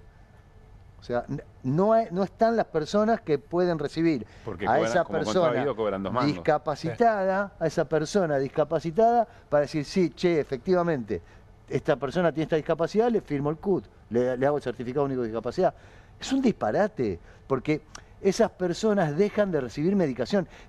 ¿Qué piensan? ¿Que son robots? Entonces no le están poniendo grasa o aceite en la tuerca. No, son medicaciones vitales para poder sobrevivir. O sea, es disparatado, todo es la demencial. suspensión de medicaciones vitales, como decís vos, para que una persona pueda seguir viviendo, lo han hecho con... Pero es increíble. Norma Lezama dijo, rubros. son políticas criminales. Dijo. Sí, es que sí, ¿no te acordás? ¿Cuánto hablamos de los medicamentos oncológicos y para enfermedades raras e incluso para tratamientos crónicos? Porque en su momento se habló mucho de esto, de la interrupción de los tratamientos de este tipo, ¿no? De los medicamentos oncológicos para quienes no pueden acceder a pagar una prepaga. Pero también hay tratamientos de enfermedades crónicas que vos lo interrumpís y es un descalabro. Una persona con epilepsia, por ejemplo, y eso pasa, ¿no?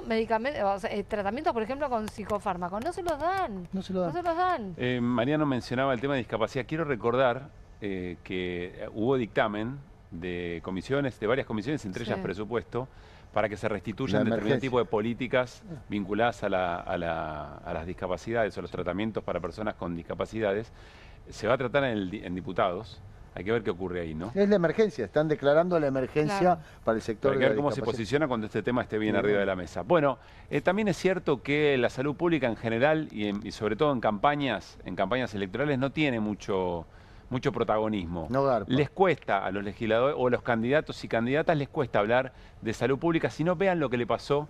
No está de parabienes, Los Penato. No. No está de parabienes. Veamos lo que le pasó, dale.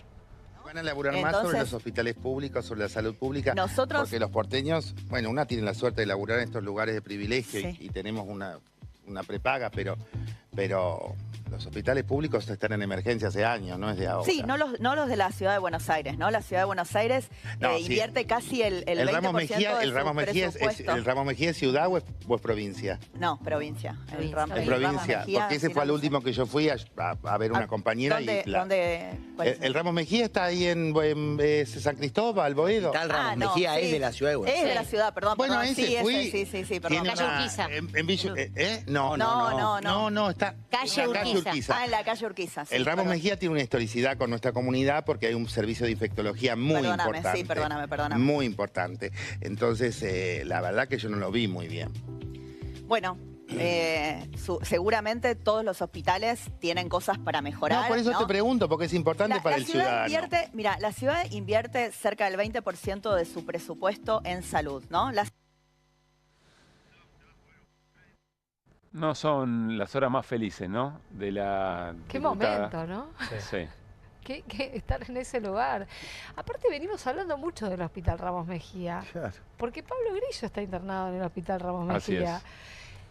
Mirá si hay un hospital que se mencionó en los últimos tiempos. Bueno, claro, además, capaz si no quieren sabés, escuchar. No firmes que es de provincia. No digas nada. Sí, le sonó Ramos Mejía. Se confundió la localidad. Confundió el Güeme con Ramos Mejía. El Güeme, Ramos Mejía. Menos calle ¿Dónde va a quedar el Hospital Ramos Mejía? Más o menos por ahí. ¿Qué les parece? Menos calle que Venecia. Claro, por eso Macri la miraba así, ¿no? A los Penatos, ayer. Esta escena. Lo que dijo Guido, buena, no lo escuchaste. Menos calle que Venecia tiene, me parece que la... Claro. Es Benjamin Button. Es Benjamin Button. Sí, pero por eso la miraba así Macri, ¿no? Probablemente a los Penatos. Vamos a escuchar nuevamente esto que fue extraordinario en esta entrevista, que lo que pretendía era demostrar que el PRO... Bueno, no sé qué querían demostrar, dale. Y lamentablemente con esta división tiene más de ganar Santoro que nosotros. ¿En serio? Porque nosotros tenemos el doble ataque de los libertarios de un lado y la reta del otro, que todavía hay gente que cree que es candidato del PRO, ¿no? Y que no es candidato del PRO, ¿no? Se ha decidido enfrentar al PRO. Gracias a los dos por venir. Se tienen que ir, si quieren seguimos. No, lo que yo voy a decir es que yo me tengo fe. Yo creo, yo me tengo fe. Yo creo que al final del día esta es una elección local y que la gente el día que va a votar va a ir a cuidar la ciudad en la que le gusta vivir y sabe que esa ciudad se la garantiza el PRO. Y lamentablemente con esta división... Y lamentablemente va a ganar Santoro con esta división. Y sí.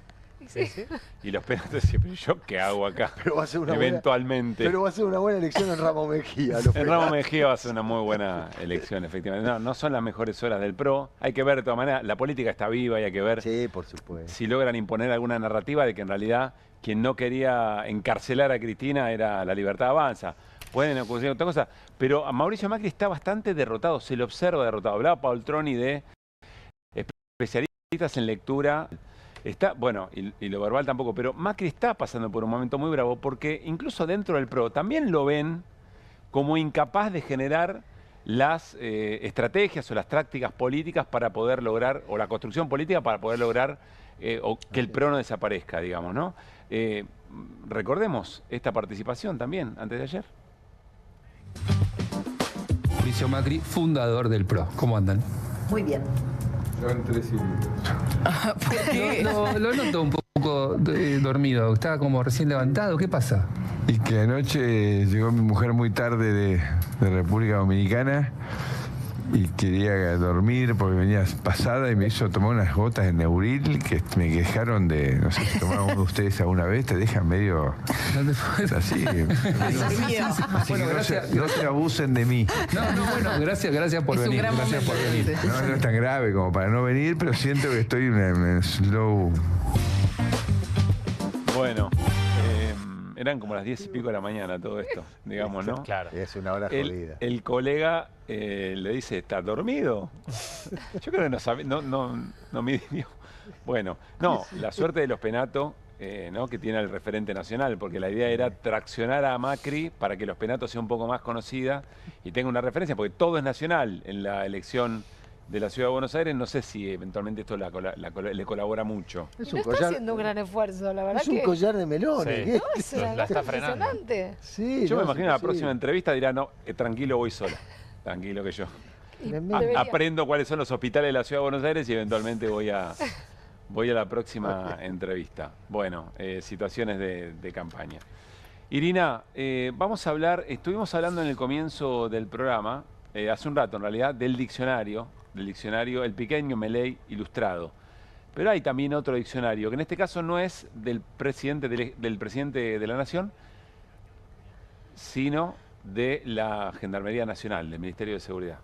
Hay una investigación de la que venimos hablando, una causa judicial, que es la que está donde se está investigando la jueza María Servini, quiénes fueron los responsables del disparo a Pablo Grillo. Hay un nombre, el cabo Héctor Guerrero, hay una persona identificada.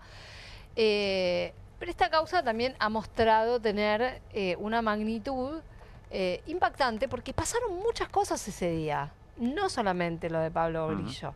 Si querés empezar por el diccionario, te cuento a qué viene el diccionario, porque se lo mandó la Gendarmería a la jueza María Servini. La jueza que está llevando adelante la investigación. La jueza pidió los manuales de procedimiento, pidió saber las reglas sobre el uso de armas menos letales, como son las pistolas lanzagases, como la que se utilizó, la escopeta que se utilizó y con la que se hirió a Pablo Grillo, que lo dejó al borde de la muerte, sabemos esto.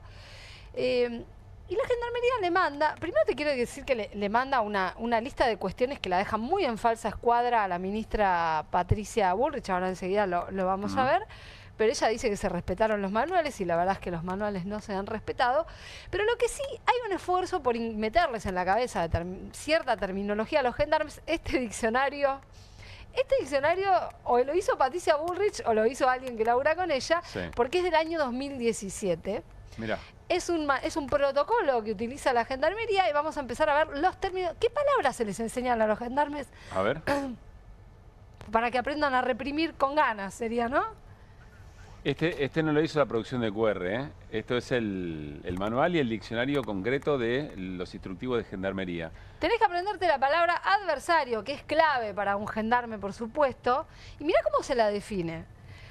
ciudadano que a través de su accionar altera el orden público, ya sea en forma pacífica u hostil. Explícame cómo alterás el orden público de manera pacífica, por empezar, ¿no? Pisando, bajando de la vereda, por ejemplo, podría ser. Y claro, por ejemplo. Esto es un sincericidio, ¿no? Sí, claro. Porque es admitir, obviamente, que adversarios son todos, eventualmente, hagan lo que todos, hagan. Que el protocolo antiprotesta, evidentemente, es lo que sabemos que es. Todos menos de los de azul, ¿no? Que es claro. Aparte, la primera palabra, ciudadanos. ¿Viste? Ciudadanos. Buena observación, Mariano. El resto... Es increíble. ¿Qué más, Siri? Bueno, elegimos algunas palabras porque es bastante largo, se lo tienen que aprender los gendarmes para hacer bien su trabajo, parece. Esta es importante porque esta estructura un montón de definiciones. Recién aparecía orden público. ¿Qué es el orden público? Es una situación de convivencia social en la que mantienen en forma equilibrada las relaciones entre las libertades y los derechos de las personas y el bien común, y se caracteriza por el buen orden de las cosas y actividades públicas. Bien. ¿Te quedó claro? No. Sí, sí. A mí sí. A ver, traduzca, Hamilton. No, que la gente tiene que estar todas en fila, tomando distancia y caminando. Sí. Tomando distancia, como con el colegio. ¿Te acuerdas? No, en el colegio, ¿te acuerdas? En el colegio te ponías así, toma distancia. Muy bien. Entonces te ponías así, tomaba mantenga distancia. el orden público. A ver dónde parás, ponete así. Mantenga el orden público, ahí está. Mantenemos el orden público y vamos caminando. Vos ahí y yo acá.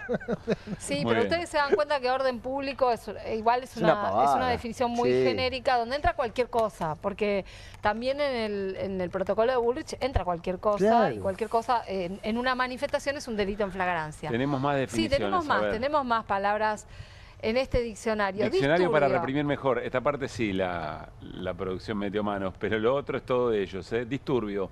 Alteración del orden público por parte de un grupo de personas reunidas con un fin determinado. Jugar al truco, ponele. Esto me hace acordar la ley Bases. ¿Te acordás de la primera versión? Claro. Que no se podía juntar entre 5 personas. ¿Cómo era? Tres personas. Eran 3. Bueno, eran 3. Bueno, está buena tu observación.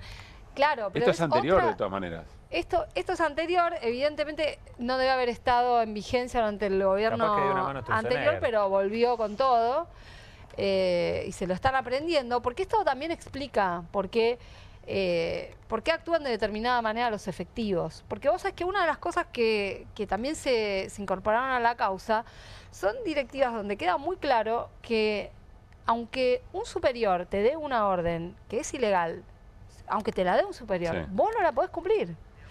Te digo más, el cabo Guerrero, que entregaron finalmente su legajo a la jueza Cervini, en su legajo se incluye, por ejemplo, las respuestas que dio en un examen. Y una de las cosas que responde Guerrero en el examen es esto, que él sabe que tiene que actuar dentro del marco de la ley.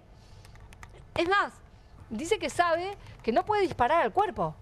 Y dice que sabe que no puede disparar al cuerpo.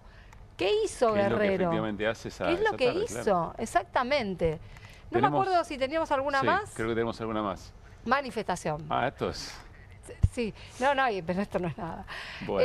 Bueno. Es una manifestación, ¿no? A ver si le podemos poner a pleno y lo psicológicamente nos queda un poco lejos el perfecto. El monitor. El joven que dice palabras. Es una manifestación psicológicamente unificada en virtud de un interés común. Se caracteriza por estar organizada y exteriorizar sus sentimientos hostiles o de apoyo a determinadas personas, causas o situaciones políticas, económicas o sociales en forma generalmente pacífica y ordenada.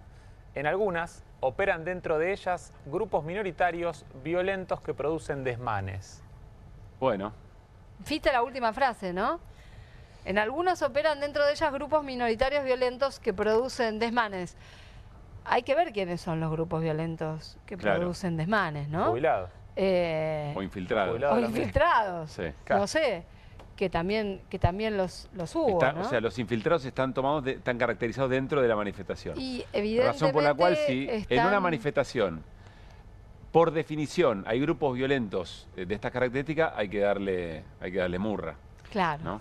Ahora, Bueno, yo me pregunto... un segundito, Mariano, Sí. perdón, porque tenemos nota, muy especial, perdón, por perdón, cierto. no Quiero sabía. preguntarle, Irina, ¿en qué momento está la causa? Bueno, hay algo, yo recién te mencionaba al Cabo Guerrero, y hay algo realmente que llama la atención, que es que todavía no fue citado a indagatoria, pese a toda la prueba que hay. Te acabo de mencionar el legajo, sabemos que disparó en forma horizontal y al cuerpo. También sabemos que hay un instructivo que dice que el tipo de arma que utilizó y el tipo de munición que utilizó mata, lo dice de manera literal, el propio Cabo Guerrero lo admite. Hay muchas otras cosas en la causa, pero en lo que atañe a Pablo Grillo, Guerrero todavía no fue citado a indagatoria. Se han pedido también si hubo órdenes desde la sala de situación, te lo voy a decir en castellano, si Bullrich o alguna otra autoridad bajaron alguna orden específica, porque cuando están en la sala de situación están viendo lo que pasa en la plaza y dicen repriman acá, pongan allá, hacen ese tipo de cosas, ¿no? A veces eso queda escrito y a veces no. Tuvimos en las últimas horas una hermosa noticia. Y quien nos contó la noticia fue el propio Pablo Grillo, mirá. Ya me llega el alta, el lunes lo firman los directores y el martes me voy para el centro de rehabilitación.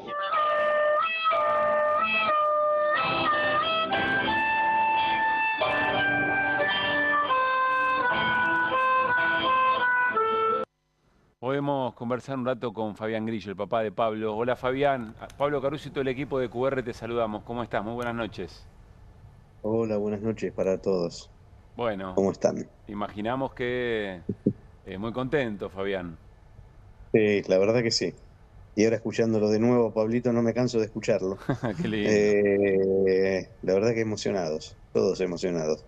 Bueno, yo recuerdo cuando hablamos hace un tiempo y decíamos, bueno, son buenas las noticias, lo que va ocurriendo, pero es tan delicada. La primera vez que habló, me parece que conversamos con Fabián aquí en QR, y vos decías, bueno, sí, son cosas que van ocurriendo, que nos llenan de esperanza, pero hay que esperar porque la situación es muy delicada.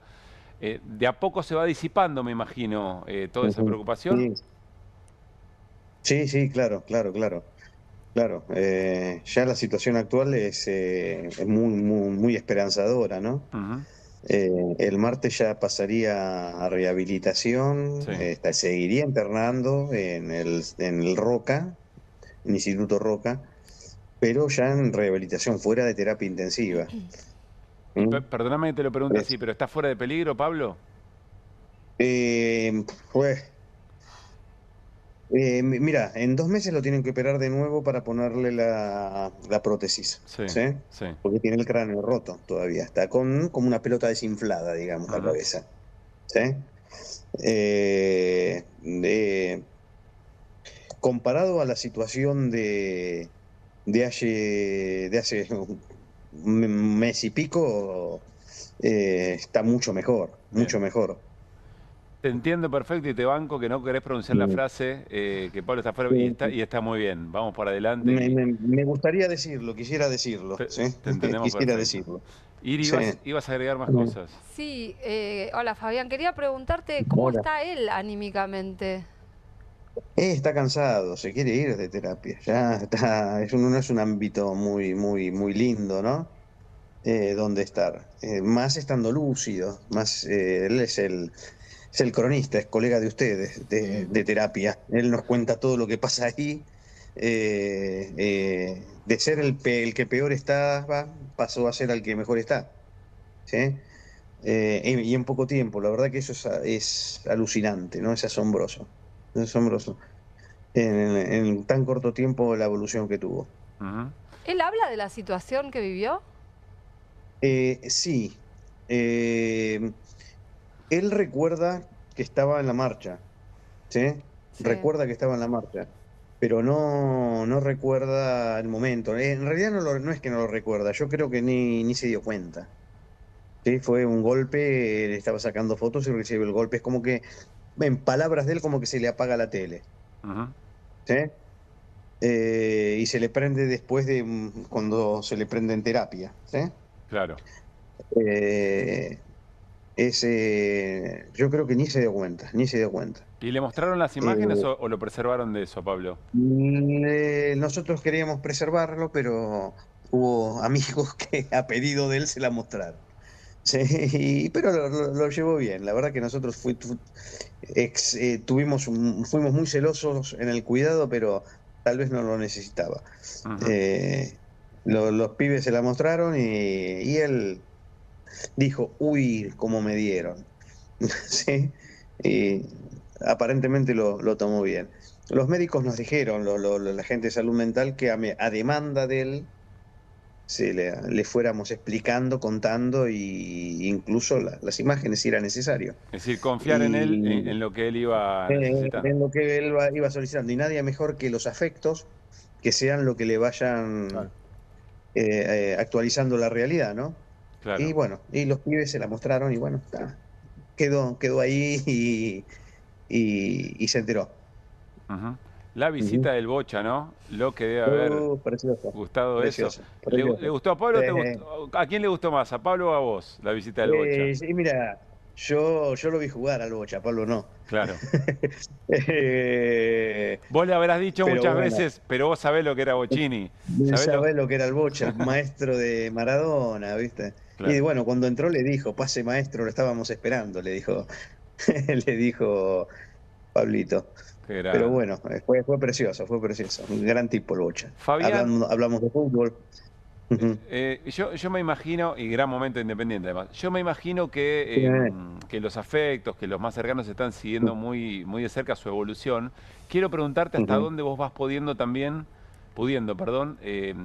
empezar a armar todo lo que está pasando alrededor de la acción de la Gendarmería respecto de Pablo y cómo se está manejando el tema. No sé si la causa específicamente, pero sí incluso hasta cómo el gobierno va utilizando el caso, va denostando eventualmente la responsabilidad del Cabo Guerrero. Sí, mira, yo intento seguir un poco, pero mi cabeza está más metido en Pablo hoy en el hospital, ¿sí? Pero bueno, sí, el tema surge, las conversaciones surgen, se producen tertulias muy largas ahí en el hospital durante las esperas, entre amigos y compañeros, y se habla del tema y bueno, sí, claro, tenemos opinión al respecto, ¿no? Y bueno, es una locura esto, ¿no? Una locura, y el intento de ocultamiento, el hecho de que patrocinen los abogados de Gendarmería al gendarme es una cosa increíble, ¿sí? Que para, por ejemplo, pedir pruebas hay que ir al mismo domicilio donde están los abogados, ¿sí? Es una cosa absurda, ¿no? Claro.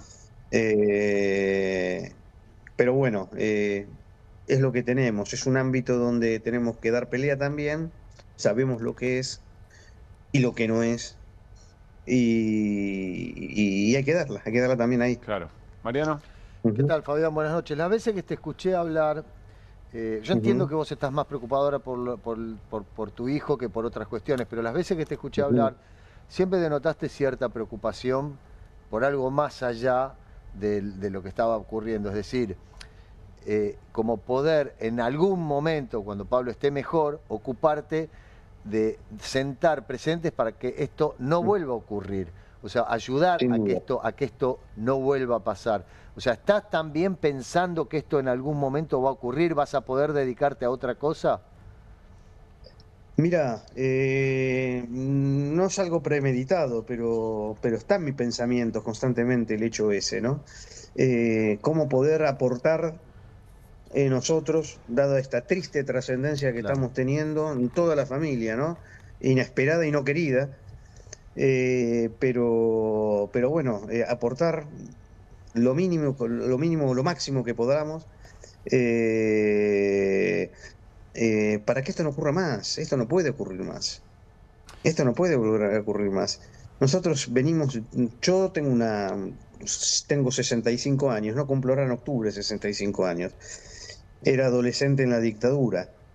Vivimos eso, que pensamos que eso se terminaba.